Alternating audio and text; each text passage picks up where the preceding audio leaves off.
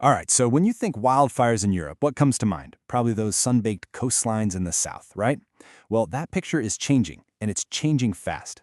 Europe is walking into a brand new age of fire, and here's the kicker. Our old playbook for fighting it, it's actually making things worse. It turns out we have to learn to live with fire, not just fight it. I mean, let's just be blunt about it. Europe is on fire. And no, that's not just some dramatic image for effect. It's the new reality. We're talking from Greece all the way up to Sweden. The entire continent is facing a wildfire crisis on a scale that is frankly unprecedented. Okay, let's talk numbers for a second. Every single year, on average, we're seeing 500,000 hectares burn across the EU. Now, what does that even mean? To put that into perspective for you, that's an area almost twice the size of the entire country of Luxembourg. Just gone, up in smoke. And that's happening every single year. And you know, these are the same old fires we're used to, not by a long shot. They're getting bigger, they're burning hotter, and they're definitely not just a Mediterranean problem anymore. I mean, we're seeing these massive fire seasons in places you wouldn't expect, like Central Europe, even the Nordic countries. Places that used to be pretty safe from this are now finding themselves right on the front lines. So the big question is, what's fueling all this? What's going on? Well, it's not just one thing you can point to. It's more like this powerful and pretty dangerous combination of factors. Think of it like a two-headed monster that's completely changing our landscapes. Let's break it down. On one hand, you've got climate change. No surprise there, right? It's creating these hotter, drier conditions, basically turning our forests into perfect tinder. But the other side of this monster, the other part of the problem, is something you might not have thought about. It's all about how we use or don't use our land. See, as more and more people leave the countryside for cities, massive areas of farmland are just being left behind, completely abandoned. And check this out. This visual really paints the picture. On the left, you can see all that cropland disappearing over the last few decades. And on the right, you see forests just exploding to fill in the gaps. This kind of uncontrolled, unmanaged regrowth is creating these huge, unbroken seas of fuel. We've basically, and accidentally, built a tinderbox the size of a continent.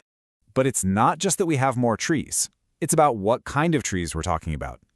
A lot of these new forests are these really dense, uniform plantations, mostly coniferous trees, like pines. And those things, they're just packed with flammable resins and dry needles. They are, quite literally, built to burn.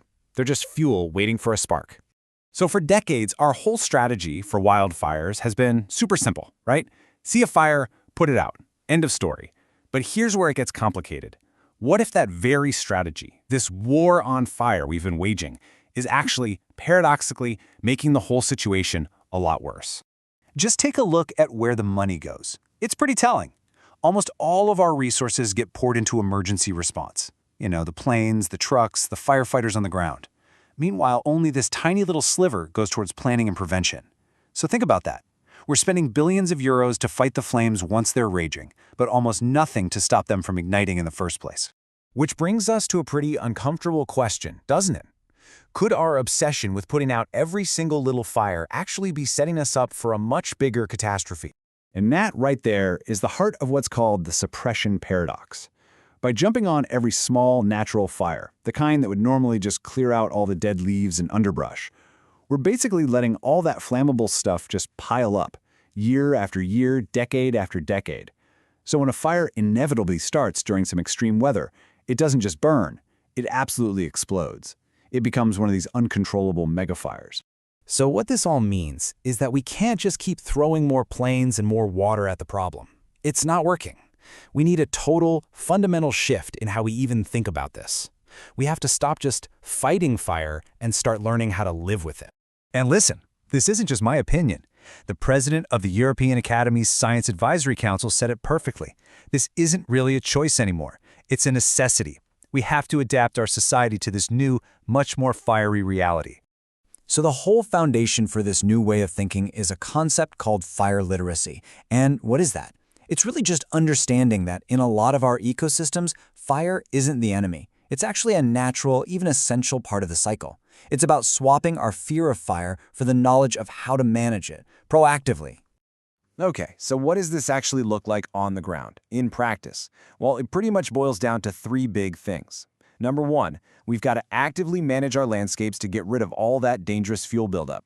Number 2, we need to start using nature's own tools to help us out. And number 3, we need to educate everybody, from the folks making policy all the way down to the general public, so we can all build this fire literacy together. And here is a perfect example of what I'm talking about. This is a controlled or prescribed burn. You're literally seeing fire being used as a tool. See how it's just a low-intensity blaze? It's carefully clearing out all that underbrush, which dramatically lowers the risk of a huge catastrophic wildfire later. It's the classic case of using a little bit of good fire to prevent a whole lot of bad fire. And prescribed burning is just one tool in the toolbox, you know? There are other really cool nature-based solutions. We can use livestock, goats, sheep, for what's called prescribed grazing to clear out that fuel. We can be smarter about reforestation, planting native species that are naturally more fire-resistant instead of those flammable plantations. We can even restore natural fire breaks like peatlands. These are all practical, common-sense solutions that help make our landscapes tougher and more resilient. So when you boil it all down, Europe is really standing at a crossroads. We're facing two very, very different futures. And the path we choose right now is going to decide what our landscapes and honestly our lives look like for decades to come. Let's lay it out. Our current path? It's totally reactive. We let the fuel build up, we get these catastrophic fires, and then we're stuck paying for the disaster after it happens. But the other path, the fire-adapted one, that's proactive.